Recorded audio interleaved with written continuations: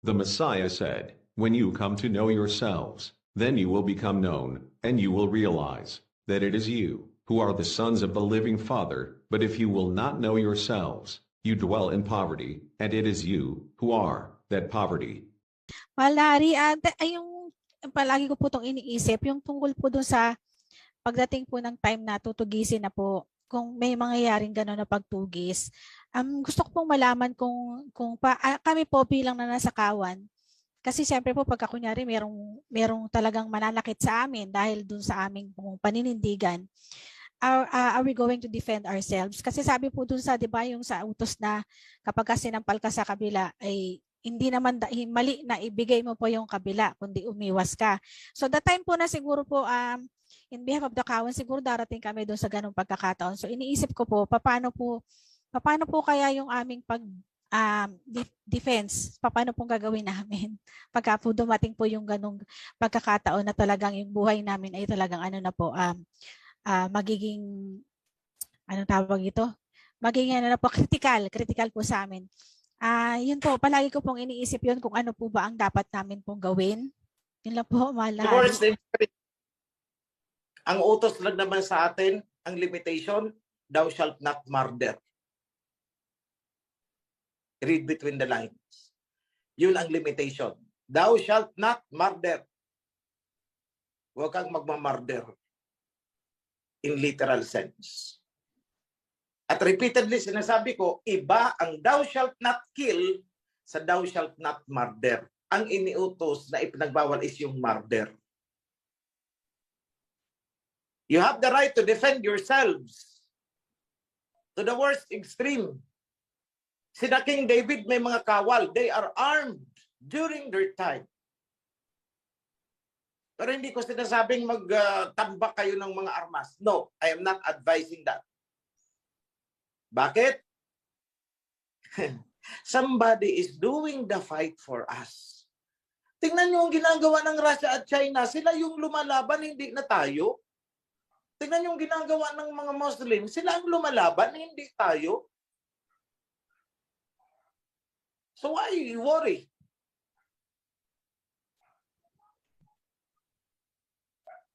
Why worry? O sa tingin ninyo, kapag tayo ay tinugis ng dragon with 7 heads, dahil pinablish natin ang Torah and Covenant na ang bida ay Russia at China, sa tingin nyo, pababayaan tayo ng Russia at saka ng China? I don't think so. I don't think so. They will come to rescue. Yan lang, mga kapatid. That is the grand program na ginawa ng Abayahawa. That has been written. Hindi nila masisircumvent yan. So don't worry about, panggigipit. Siguro ko, social sense, inangkas, kahayaan mo na yun. Ipagkibit-balikat mo yun. Politically, inapi ka, hayaan mo na lang yan. Pero kung buhay na ang hahabulin sa'yo, teka lang, ibang usapan yan. I don't think darating dyan. Sila nga, nagpe-prepare, sila daw ang tutugisin. Paano tutugisin eh? Ang tutugis ay Roma eh. Christians eh.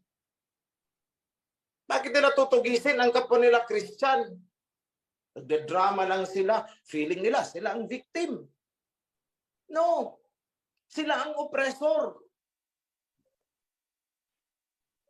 Ang totoong victim dyan ay yung nanghahawak sa covenant. Dahil yun ang reason bakit sila i-oppress, because of the covenant.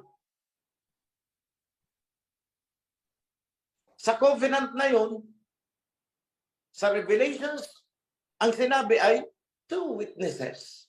The 2 witnesses, yun ang makikipaglaban. And who they are now? Sino ba ang kumakalaban sa Europe? The 7-headed dragon ng Europe. Sino ang kumakalaban? Di ba si Putin at China? O di silang 2 witnesses. Ganon kasimple. Okay? So don't worry about that. We will cross the bridge once it is there. Mapagpalang araw po sa inyong mga kapatid, mahal na priest at mahal na hari. Gusto ko lang po ng clarification about sa tanong ko. Ganito po yun. Ako po talaga walang trabaho. Umaasa lang ako sa asawa ko. Ngayon pong September 24, direct natanong ko na po ito ha. Alam ko mahalaga po ang PES at nalaman ko at saka mahalaga rin po ang Sabat. So ngayon pong September 24, magkakaroon po kami ng Sabat sa 10 na magkakaroon po ng pamasahe na almost lang naman po ng 1K. And then after 2 days ho, 8:26 na. Fest of Trumpet, saan ho ba ako dapat magpunta? Hindi ko po kayang atendan yung dalawang yun. At ako po ba'y may mali sa pagtatanong kong ito? Yun lang po ang katanungan ko. Gusto ko po ng clarification, mahal na hari. Holy Sabat po at saka Fest. Yes po. Walang mali sa pagtatanong. Ang mali, Salamat yung po. hindi nagtatanong at may sariling galaw. Salamat po. So walang mali dyan. So, kung kulang ang budget mo, pwede kang mag-celebrate ng weekly Sabbath sa bahay. Kung hindi ka makakasama sa New Moon dahil wala kang pamasahe, so be it. Kasi wala ka namang hanap buhay, wala kang income, umaasa ka lang sa asawa mo, sabi mo. But, kung pag-uusapan natin ang Day of Atonement and Feast of Tabernacles, huwag mong isasacrifice yun. Huwag mong aanuhin yun na hindi i-attend kung pera lang ang usapan. Kaya ang sagot ko, just make yourself available. Huwag kang kukuha ng schedule sa mga araw na yan. Huwag kang magkukumit na may lakad ka or whatever. Basta just make yourself available and coordinate sa chapter coordinator ninyo kung ano ang sitwasyon mo. Yun lang. Yun lang ang gagawin mo. Malinaw po at maraming po salamat, mahal na hari. Happy Sabbath Day po, mahal na hari, at sa lahat po. Tanong ko po kung ang verse po na Revelation chapter 16 verse 12 ang nagaganap po na tagtuyo sa mundo ngayon. Ang sixth angel poured out his vial upon the great river Euphrates, and the water thereof was dried up, that the way of the kings of the east might be prepared. So yun po ang katanungan ni kapatid na Blissy. Okay, good. Napakaganda ng tanong. So ang sagot ko dyan ay kung natupad na, ang sagot ko ay hindi pa tapos. Natutupad pa lang. Nagsisimula pa lang matupad. So there is a symbolic meaning. Allegorically. May symbolic, may literal. Kung titingnan nyo, itong rivers na sinabi nilang, itong river na sinabi nilang Euphrates, the Euphrates, the Tigris, is actually, yan po ay maliit na sanga lamang ng hiddekel. In original, hiddekel talaga ang sinasabing matutuyo. At hindi lang ang Euphrates. Kasi ang Euphrates is maliit na sanga. Gahibla lang yan na sanga ng napakalaking Hiddekel River. Ang Hiddekel River ay mula dito sa silangan papunta sa kanluran. Across Asia. That is a water system. So ngayon, itong mga heat waves na ito, ano ang sabi? Sa panahon na umaaksyon ang two witnesses, sa panahon na umaaksyon ang two witnesses, magkakaroon ng plague, magkakaroon ng famine, tagutom, magkakaroon ng tagtuyot, magkakaroon ng hailstorm. Hindi ba't nangyayari ngayon? Tingnan yung Europe, naglalagablab ang kanilang mga kagubatan. Wildfires. Mismong word for word na isinulat yan sa Revelation, wildfires. Which is, nung nag-revise kami, isiningit namin ang heat wave, tag-init. Bakit namin inayos? Kasi nasusulat din naman na iinit ang araw ng makapitong beses. So heat wave po yun. At kasunod nun, magkakaroon ng mga wildfires. In fact, ano ang sabi? 1/3 ng kagubatan ay masusunog. Kindly help me out. Anyone na may access doon sa sinabi ko, pakibigay ang verse. Kung saan nasusulat na 1/3. So ngayon, try to monitor ninyo ang events na nangyari ng heat wave. Umaabot ng hundreds of thousands hectares na ang nasusunog.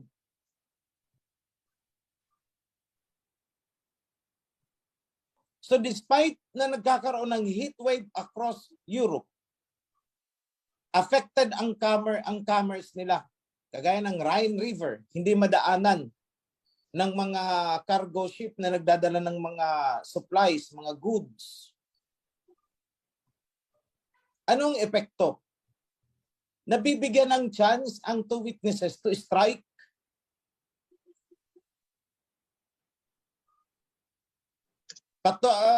Pinutulan ng Russia ng gas supply. Tinarhan lang sila ng 10% or 20%. So kung nagsusupply noon ng 120 na lang ang ibinibigay ngayon sa Germany and elsewhere to Europe. At sinang-ayunan nyo ng panahon. Sabi ng Germany, di kukuha kami ng coal, natuyo ngayon ang dadaanan ng coal na river para maihakot. So hindi ba nabigyan ng paraan ang Kings of the East na maisakatuparan kung ano ang nasusulat sa Bible? Matagal ko nang sinabi, magugutom ang Amerika at Europe. Magkakaroon ng economic crisis. Sinasabi ko na yan noon pa eh. And now, it's happening. Paano isinasakatuparan ng Abayahawa ang kanyang mga salita sa pamamagitan ng mga prophets? Paano? Sa pamamagitan ng mga president, mga kings mula sa East. Anong ginawa ni Putin? Diba? Trinigger niya, kinalapit niya. O ayun. Nagkaroon ng recession. Europe, America. Although puro propaganda sila ngayon. Ang Russia daw ang nagugutom. Hindi magugutom ang Russia. So, heat wave, hailstorm, nagsasalitan, wildfires, nangyayari, famine, nangyayari, nagsisimula na. Ano pa bang palatandaan ang hinihintay nyo? Hindi ko maintindihan kung ano pang signs ang hinihintay nitong mga ayaw maniwala sa mga sinabi ko. Sabagay, hindi talaga lahat maniniwala eh. Bakit? As in the days of Noah, life goes on until destruction comes. Revelation 8:7, mahal na rin. Revelation 8:7. Tingnan nyo yan. Yep. So yung mga chapters, iba-ibang chapters sa Revelation, hindi po yan yung hihintayin muna matapos itong isang chapter at mangyayari yung susunod chapter. Hindi po, simultaneous yan. Sabay-sabay na umaarangkada yan. Hindi lang mapagpatong-patong sa chapter, sa kasulatan. But these are events na overlapping each other. Kaya kailangan maalam nyo ang pattern. Pakibasa po ang Revelation 8:7, revised Torah natin. At i-compare nyo doon sa NIV.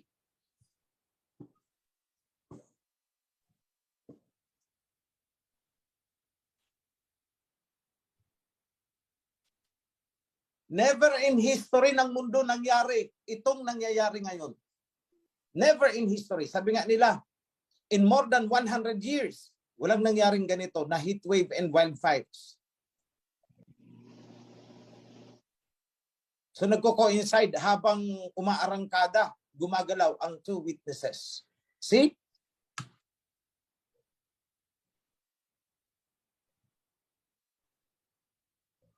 So can somebody flash Revelation 8:7? Kamahalan, basahin ko po ha. Hmm. Revelation 8:7. The first priest sounded his shofar, and there came hail and fire mixed with blood, and it was hurled down on the earth. A third of the earth was burned up, a third of the tree were burned up, and all the green grass was burned up. Yun lamang po, kamahalan. Okay. Shalom. Wildfires ang tinutukoy. See what is happening? Habang tayo ay nagbublow ng shofar dito sa silangan, anong nangyayari sa kanila doon? Di nyo napapansin? Sige, pansinin nyo. Habang nagbublow tayo ng shofar dito sa silangan, habang nire-revive natin ang kingdom, gumagalaw at kumikilos ang two witnesses, at ang Mother Nature, ganyan ang nangyayari sa kanila. O hindi ba't na-fulfill? Tingnan nyo. Nagsasalitan ang hailstorm, drought, wildfires, 1/3 ng kagubatan nasusunog. Hundreds of thousands hectares na ang nasusunog. Greece, Portugal, Spain, France, buong Europe affected, and down hanggang sa Amerika. O dito sa ating bansa, nag-wildfire ba? Wala naman, di ba? Oo, uminit sa atin, pero konti lang. Meron pa po, mahal na rin, Ezekiel 20, 45 to 49. Pakibasa. Yung ano sana, yung revised na lang po, si Presno Knight.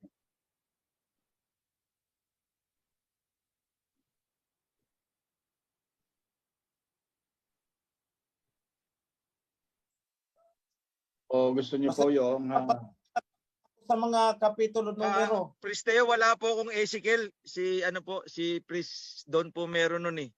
Wala pa po Oo. akong Ezekiel. Sorry pero po. kung i-allow po ninyo, pwede po naman. Basahin ko. Wait lang. O sige. Okay, sige. Mas maganda po yung revised na po. Ezekiel. 20 verses 45 to 49. Terrible flames. 20? Chapter 20? Chapter 20. Chapter 20 verses 45 to 49. 45 to 49. Oh. Yes. The instruction of Yahweh came to me, Son of man, set your face toward the south, preach against the south, and prophesy against the forests of the southland. Say to the southern forest, hear the instruction of Yahweh. This is what Yahweh Al-Hayam says. I am about to set fire to you, and it will consume all your trees, both green and dry. The blazing flame will not be quenched, and every face from south to north will be scorched by it. Everyone will see that I, Yahweh, have kindled it. See? Anong ginagawa? Eroplano na ang ginagamit nilang pang-extinguish ng sunog sa mga forest. Eroplano lumilipad, helicopter lumilipad para lang anuhan, apulain yung apoy. Naaapula nila, hindi.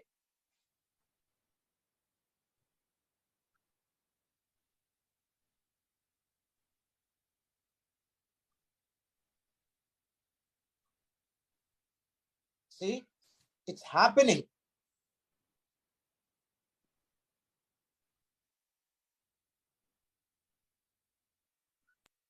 O sa Revelation, ganun din. It's happening.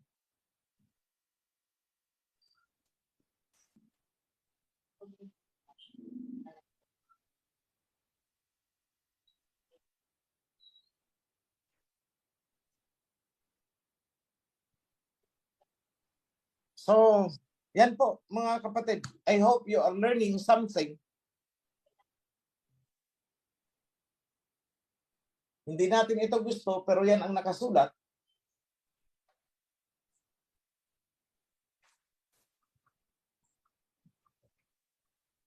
Okay? So I hope I answered the question.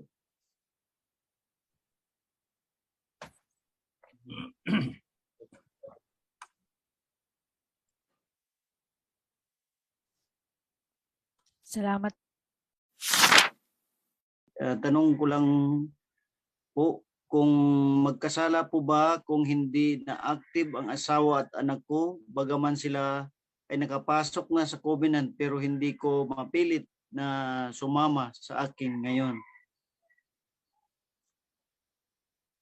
Nagkasala po ba ang kanyang asawa at anak, hindi niya nasama sa ngayong Sabat? Kasala po ba siya? So yun lang. Hindi ko sala, pero nagkukulang.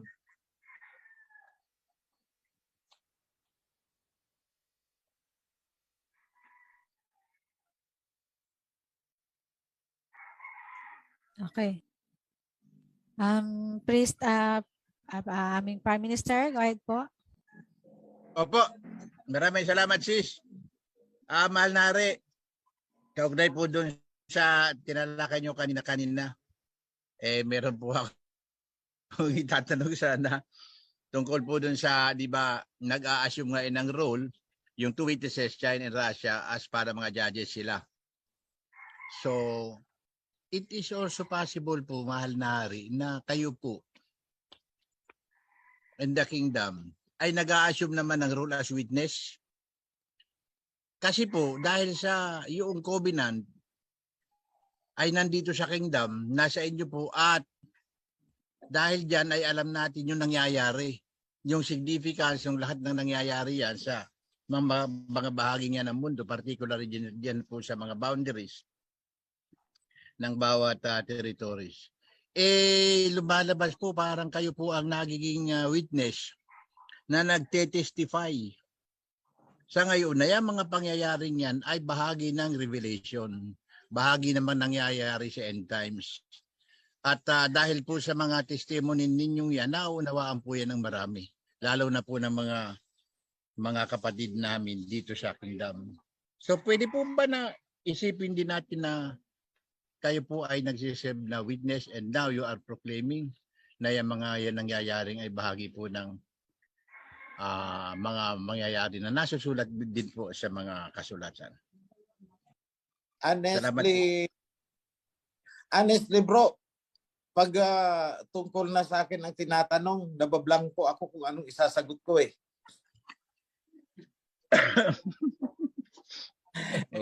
May mga bagay na ayaw kong tanggapin sa sarili ko. Alam niyo yan. Opo, siya nga po, mahal na. Tingnan na lang natin. Only time will reveal kung ano ba yung nagawa ko. Okay, opo. Salamat. Let's allow more time. And then let us look back. Mm-hmm. Kasi pag nangyari na, nagawa ko na or what, tapos lumipas ang kunwari isang taon, doon pa lang nag-sink in din sa akin eh. Kagaya ng pag-reveal ko ng covenant, kagaya ng pag-reveal ng priesthood. Nung time na pinaplano ko yan, parang, alam mo yun, what authority do I have para gawin ito? Anong kakayahan ko? Wala. So vlogger, sabi ko ako'y vlogger lamang, narito, something like that. Pero nung kino-convince na ako nung yung may mga nauna pa sa inyo, kaya lang nakakalungkot, wala na sila. Sabi nila, ikaw ang mensahero. Ay, teka lang, parang hindi naman eh. Wag ako. Walang ganyanan. So hindi nag-sink in. Taon ang lumipas bago nag-sink in sa akin.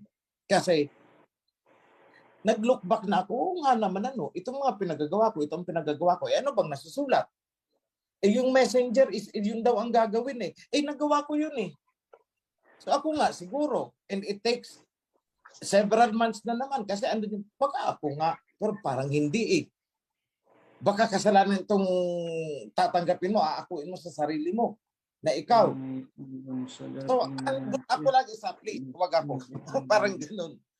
So sa akin mga kapatid is, siguro ko it's too soon. Maybe na-observe ng iba pero sa akin, ayoko. Ipagpatawad mo Prime Minister. Opo, mahal na Pero, pasensya na po. Obserba na lang kayo muna. Okay, salamat po mahal na Ari. Very very revealing at talagang papunta dun eh. Ngayon naman ang ating pinakahihintay, ang ating mahal na hari, King OHC.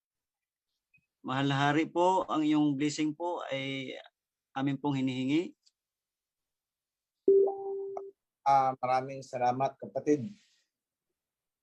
Bago ko ibigay ang pagbabasbas, nais kong batiin yung mga nasa simulan ko sa Sorsogon, Albay, Pilar.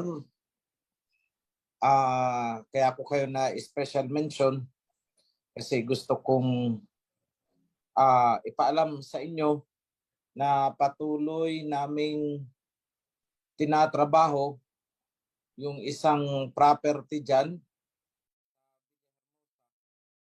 upang magkaroon ng sentro ang Sorsogon, Catanduanes, Albay, Masbate. So, napakaganda po ng location na nakuha natin. That is 3 hectares. Time will come na dyan po kayo magtitipon-tipon kapag may malakihang fiesta, kagaya ng Feast of Tabernacles. Kukumplituhin din natin yan. Merong source of water, electricity, pero hinay-hinay lang. It would take 6 months to 1 year, ang sabi ng abogado, para muling issue ang titulo ng lupa na binibili natin. So that is what we are waiting for. So sa Lunes, isasampa sa korte ang petition for the reissuance of the lost certificate of title. Then thereafter, ipapaubaya ako na sa inyo, sa inyong pamamahala, Masbate, Sorsogon, Albay, and Catanduanes. Pagtulong-tulungan nyo, pag-aralan nyo kung anong pwedeng gawin dyan. That is 3 hectares. So sa Sorsogon, although hindi pa malinaw ang papeles, yun lang ang sumasagabal sa atin. Pero may ina-acquire din tayong property para sa House of Prayer sa sentro mismo ng kalagitnaan ng probinsya. That is Huban. Sana maayos ang papeles. Hindi budget ang problema dyan, kundi papeles ng may-ari ng lupa. Kaya hindi natin ma-push ang pag-acquire. Hindi titulado at hindi malinaw yung sino ang legal owner talaga. Although isa sa mga anak, kaya lang marami silang magkakapatid eh. So kailangang ayusin pa. Then of course, sa lahat ng mga chapters, let me recall Davao, Dabnor.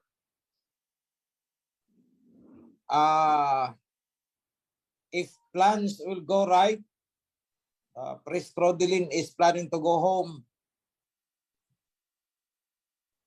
Gusto kong alagaan niya muna ang ano dyan, ang Davnor chapter. Dahil ayoko nang maulit yung Monte Cano nang mawasak ang chapter. After all, si Priest Rodelin ay kasama sa mga unang priest, the first batch of priests na na-anoint ko with the primary purpose na may mga ngalaga sa Davnor. Yan ang isa sa pinakamalaking consideration. Kaya inanuhan ko kaagad na magkaroon ng priest dyan sa Davao area. So, I want Priest Rodelin to focus. I-focus niya muna yung attention para ma-build up ang strength of unity ng Davnor and of course the neighboring chapters. Jensen, hindi kayo nawawala sa isipan ko.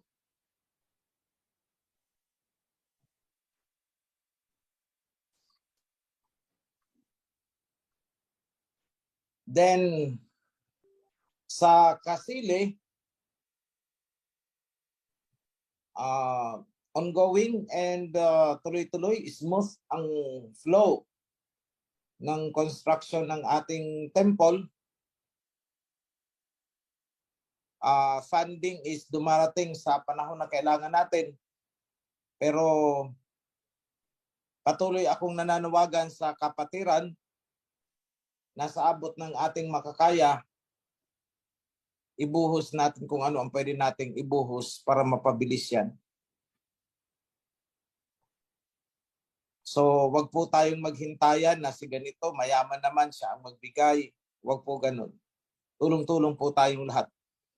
Dahil yan na ang pinakasentro, worldwide center, the seat worldwide. Diyan na po sa Kasili. Then Quezon and Daet. I'm not so much worried about Quezon, Daet, and Kamsur. Soon, magkakaroon din kayo ng feast site malaki. Si Priest Senina ang bahala doon. Actually, pinapaubaya niya ang 23 hectares para magamit natin for whatever purpose. So, just remain sa family ni Priest Senin. Maging matatag lang kayo. Makarating sa akin yung nagsisimulang alingas-ngas na iniintriga kayo ng scammer. Pambihira naman kung sino pa ang nagbibigay ng malaki, siya pa ang ginawang scammer. 23 hectares yan, magkano ang halaga niyan? Hindi yata bababa sa 500 million yan kung bibilihin natin.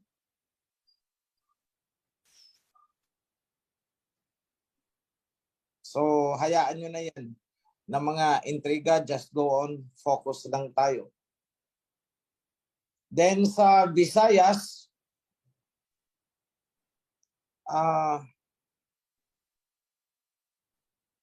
alam ko, Negros ba o Mindoro? Merong isang taga Hong Kong na nagdo-donate ng lupa for house of prayer. Wala akong authority sa kanya na pangalanan siya dito. So hindi ko muna pangangalanan. But she is in Hong Kong chapter para sa HOP niyo. So don't worry so much. Then Palawan, I'm not hearing so much about you.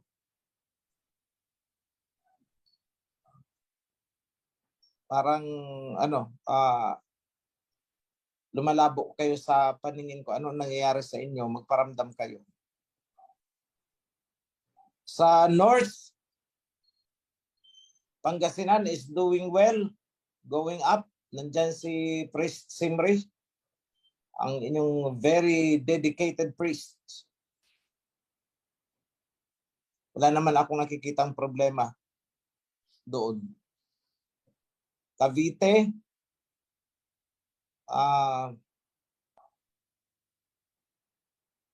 maintain kayong mga remnants dyan. Maintain your light. Yung ningas ng inyong mga ilawan, lalo niyong pagtibayin. NCR, not so much of a problem. I'm not hearing any problem sa NCR.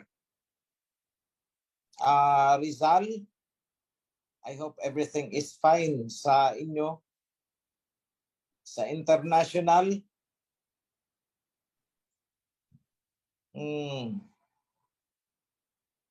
Hong Kong, I'm praying that everything is well with you. Medyo merong kunting ano lang in terms of harmony. But I trust that you can patch that up. Overcome your individual differences. Whatever is the shortcoming of the other, be a strength to support. Middle East, US, Europe, Germany. Kung may natitira pa tayo sa Germany, ay parang meron. Ireland, I am not sure kung meron. UK, meron pa tayo dyan. Meron tayo dyan. Malaysia, Thailand, I have no problem with Malaysia and Thailand at the moment. Japan is doing well. Taiwan, I hope maging watchful kayo dyan sa Taiwan of what is happening. Taiwan and Japan. China, I don't see any problem with China. Pero kung ano pa man, may problema kayo, just let us know. So after the printing of the Torah and Covenant, how we wish matapos namin ngayong September, sabi ko nga sa mga kasama natin sa revisionist, kung ang problema lang naman is mga kunting comma period or ano, maybe we can let go para umandar ang first printing. Kaya lang marami tayong mga revisionist ang perfectionist. So talagang sinusuyod. But we are doing our best to finish this on deadline.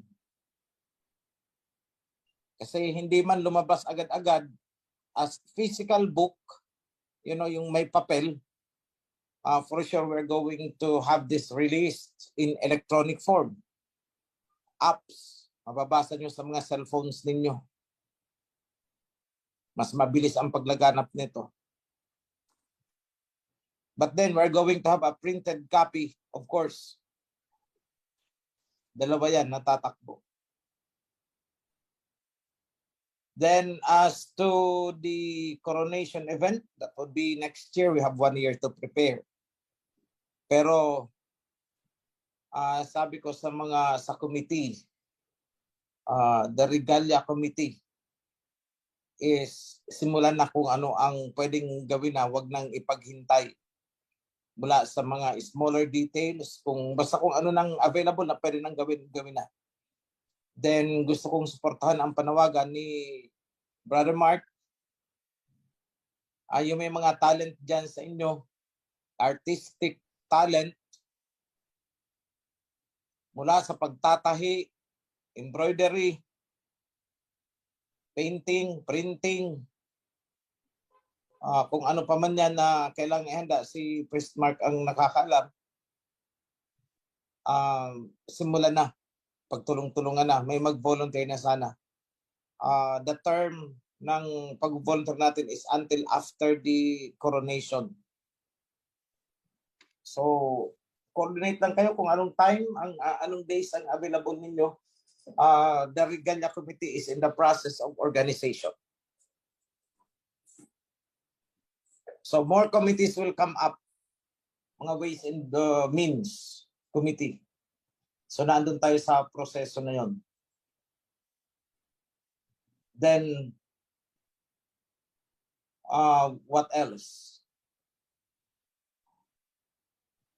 The setting up of the ito ang isa sa iniintriga, the crown in the scepter.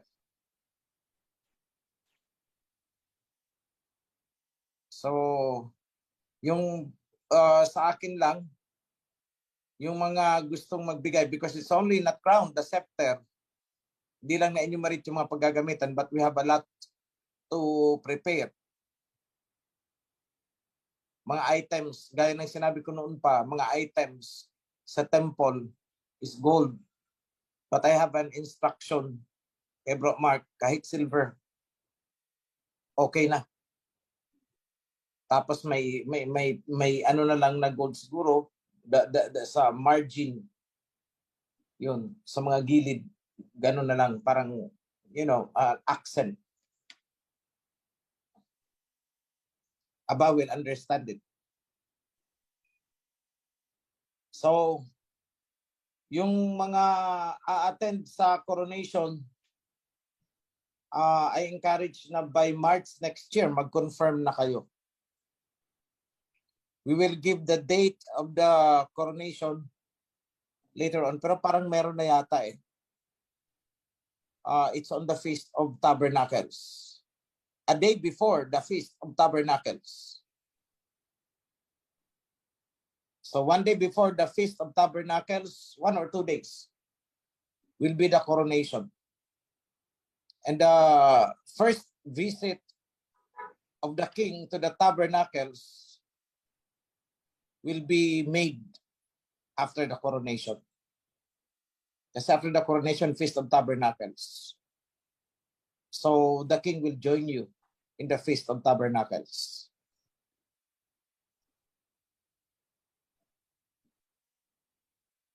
So may nakaligtaan ba ako sa mga chapters?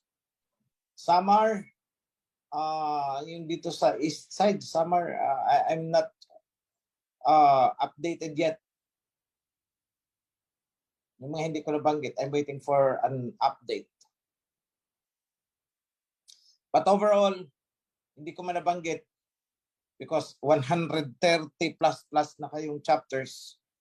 Rest assured na walang naiiwanan, walang namimenos, pantay-pantay po ang tingin ng pamahalaan na mamahala sa taas sa inyo. So just coordinate with us. Although at this time, sinuspend ko muna ang construction ng mga HOP. Tsaga-tsaga lang muna tayo kahit sa bahay. Or kung nakagawa ng makeshift, let it be. Ang focus kasi natin, all resources, finances are all focused on the temple at this time.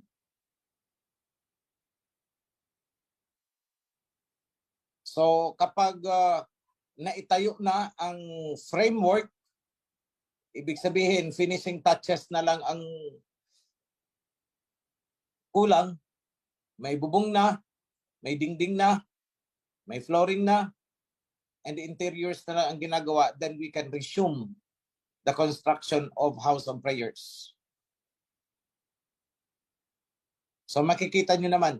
And before I give, I will give the blessing. Pero I want somebody, meron ba yung latest na video na pinadala sa akin ngayon? Can somebody play it?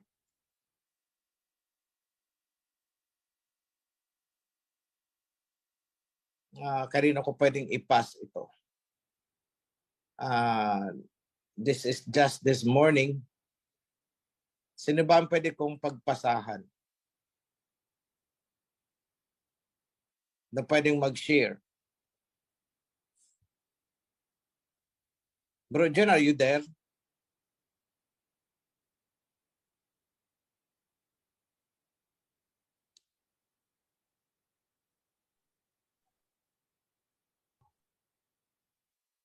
Press dato. Bro, tali, ano na lang kung sino ang pwedeng mag-share. Ito lang may mga contacts ako dito eh. Priest Senen.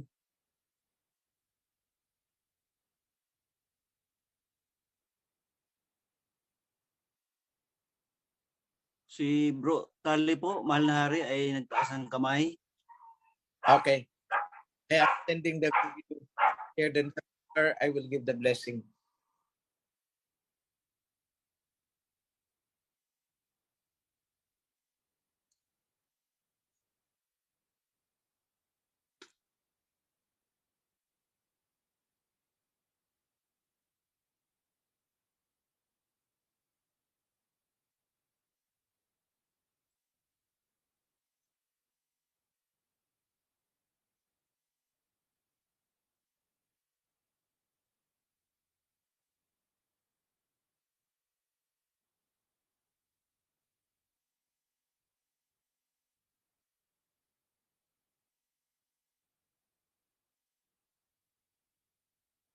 Nakay Bro Tali na yung video.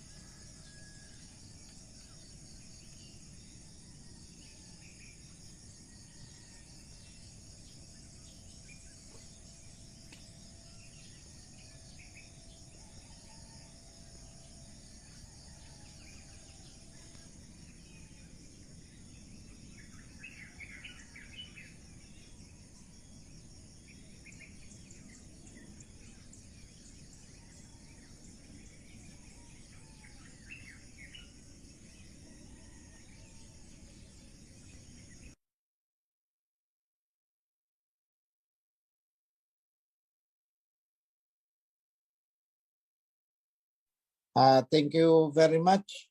So mapapansin nyo mga kapatid, medyo hindi pa ganun ka, hindi nyo pa gaano ma-appreciate yung development kasi ang bulk ng naging trabaho niyan is yung sa laying of the foundation all those days. Pero pag nakumpleto na ang mga foundations niyan up to the last post, hanggang doon sa pinaka huling hukay ng haligi kasi malalim ang mga mga haligi niyan. Pag natapos yun, tapos yung groundworks na yan sa foundation, pati yung mga repropping, mabilis na po ang pag-akyat niyan pataas. Doon nyo na ma-appreciate na, oh, parang ang bilis. Right now, isip nyo parang ang bagal kasi ang much of the work is nasa ilalim ng lupa. So we are strengthening the foundation. Malalalim po ang hukay ng bawat haligi. So if I'm not mistaken, there are 42 pillars hanggang sa yan. Then yung ilalim niyan is parang may parilya pa na sisimentohin. So may mga kabila pa doon bubuhusan to strengthen the flooring.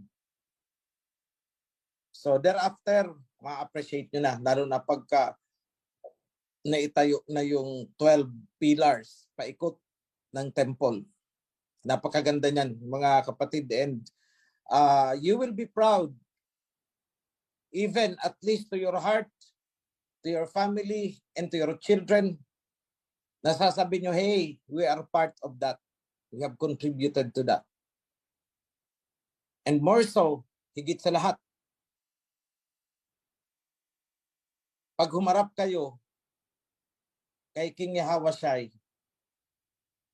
you have that feeling na parang hindi ka nahihiya.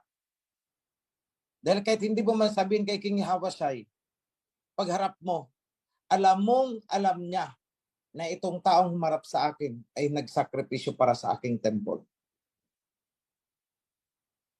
Yan lang po mga kapatid ang isipin nyo.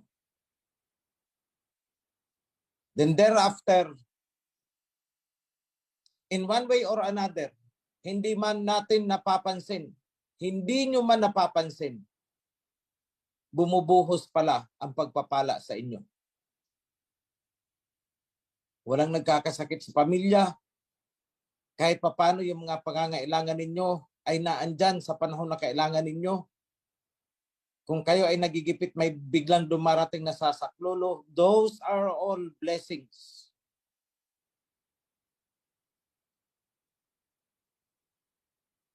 Kaya nga, ang ating Aba, kapag nagbigay ng pagpapala, minsan hindi natin namamalayan eh. Nalalaman na lang natin na may pagpapala palang ibinigay kapag binawi.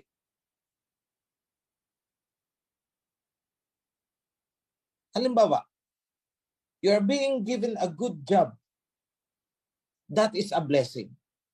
Hindi natin napapansin na ang magandang trabaho pala na binigay sa atin kahit hindi ganun kataas ang income ay stable, kahit contractual ka ay nare-renew ka. That is a blessing. Ang iba hindi napapansin yan. Bakit? Iniisip kasi nila na sa sarili nilang pagsisikap yun. Mararamdaman lang nila na yan pala ay blessing galing kay Aba sa panahon na na-terminate sila at hindi na nakakabalik at naghahanap ulit kung saan makakapasok pero nahihirapan. That is the time na magbabow down at hihingi ng tulong sa Aba. Huwag pong mangyari sana sa ating mga kapatid dyan. Yesterday, not last time, may isa tayong kapatid, tinatawagan ko, hindi niya masagot ang phone. Sabi niya, Manari, pasensya na. Kasi ako'y namimitas ng siling labuyo para maibenta sa palengke. So parang kinurot ang puso ko. Sabi ko sa kanya, sis, naghihirap ka ba? Kinakapos ka pa? Bakit hindi ka magsabi? Wala ka na bang makain? That's my thinking. Pero sabi niya, hindi po. Tinanim ko kasi itong mga sili na to, sayang naman. Biyaya ng Aba, ang gaganda ng bunga. Ibebenta ko sa palengke. Para ako'y may maibigay kay Aba. Count every blessing na tinatanggap ninyo mula sa magandang pangangatawan. Mga oportunidad. Count, bilangin ninyo. At doon nyo lang makikita. Ang laki pala ng ibinibigay ng Aba sa akin. Tingnan nyo yung mga anak ninyo.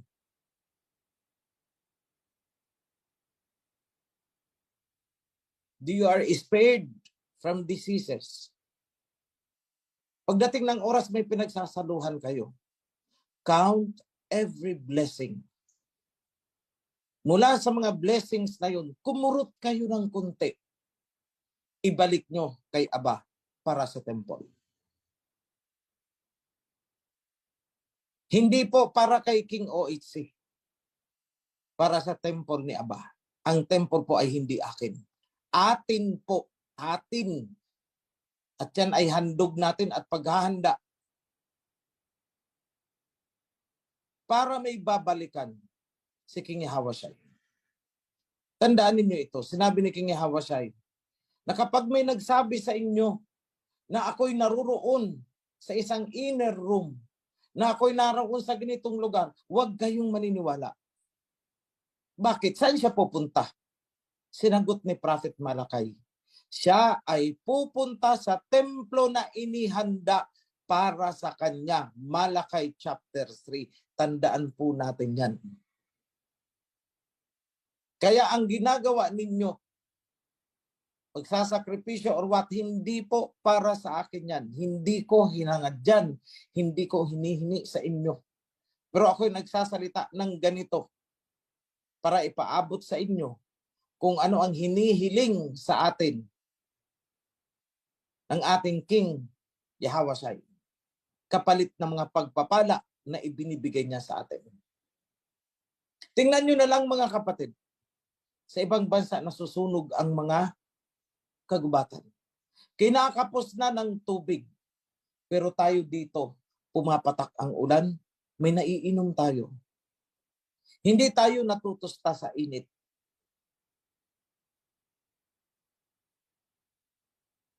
Masama man ang ating paligid. Pero ano ang sabi ni King Yahushua?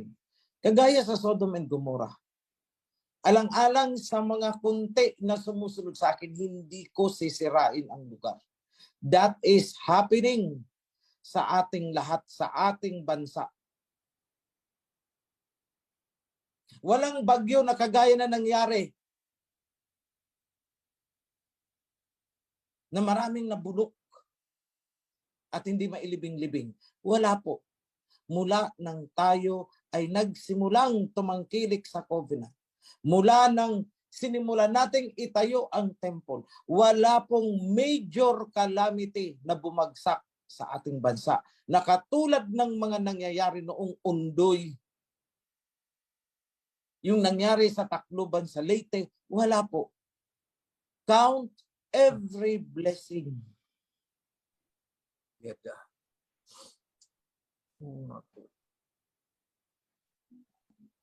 Maging masama man ang bansang ito, pero tulad sa Sodom and Gomorrah, alang-alang sa kunting naririyan na sumusunod at pumupuri sa akin, hindi ko sisirain ang bansang yan. It is happening to us. Walang heat wave. Walang major typhoon. Walang hurricane. May lindol pero hindi hinayaan na isa man sa atin ay mamatay sa lindol. Nitong nakaraan. Wala. Walang tidal wave. Sa kabila na ang ating bansa ay nasa ring of fire. Hindi matibay ang pundasyon ng bansang ito in terms of geology. Lindunin lang ito, lulubog lahat ang mga isla nito. Except Palawan. Pero bakit nananatiling maganda ang ating klima? Oo, umiinit. Dahil yan po ay init singaw nang galing sa init sa kabilang lugar. Pero hindi talaga sa atin ibinagsak ang heat wave. Hindi po. Muling pinatunayan ni Aba, mamatay man ang nasa harapan mo, mamatay man ang mga nasa likod mo, nasa kaliwa mo at nasa kanan, iingatan ko kayo. Sapagkat kayo ay sumusunod sa akin, sa aking tipan, at pinakakambanal nyo ang aking pangalan. With that few reminders, mga kapatid, give back. Give to Alahayab what is for Alahayab. And let me pronounce ang patuloy na pagpapala, pag-iingat, pagbibigay ng ating mga pangangailangan, kalusugan, sa inyong lahat, mga kapatid, sa inyong lahat, lalo na sa inyong mga nagpapagal, anuman ang katungkulan na inyong ginagampanan ngayon, tumbasan nawa ng abayahawa ng kaukulang pagpapala. At sa mga bumabatikos sa unang pagkakataon, hinihiling ko na ibigay ni Abayahawa, King Yahawasay, ang karampatang parusa sa pinakamaagang panahon sa mga taong wala nang ginawa, kundi sirain ang maganda nating itinatayo. Sa unang pagkakataon, hinihiling ko, pinakakawalan ko din. Kung matatawag man yan, I curse. Let it be. Yan ang prayer ko. Dalawa lang. Sa mga sumusunod, pagpapala. Sa mga kumakalaban, sumpa. Yan ang nilalaman ng Deuteronomy. Hindi akin. What has been will be again. What has been done, let it be done again. Be blessed mga kapatid. Shalom.